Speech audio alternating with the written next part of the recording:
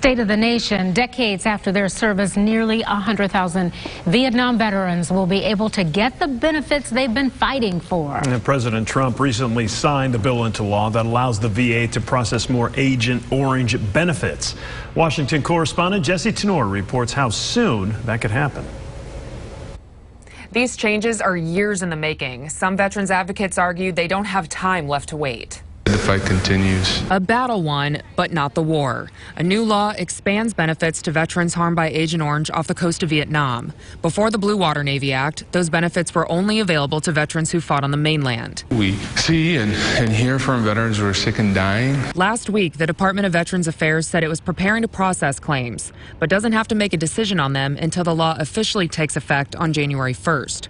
Carlos Fuentes with Veterans of Foreign Affairs says the VA might take quicker action if it supported Blue Water Navy in the first place. VA has fought Blue Water Navy, and it's because they did not believe the evidence. There are some claims that VA is able to start rating now, and they should. Before it passed, VA Secretary Robert Wilkie spoke out against the bill, writing to Congress, quote, "We urge the committee to consider the scientific evidence, impact on other veterans, and costs associated with this legislation."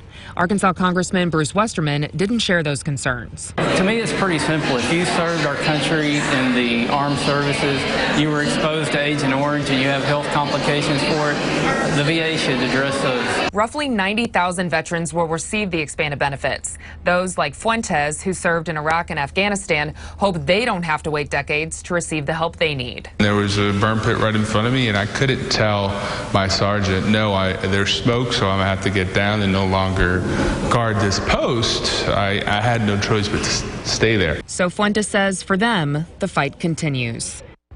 A Senate committee plans to hold a hearing soon over toxic exposure issues. In Washington, Jessi Turnure, Fox 16 News.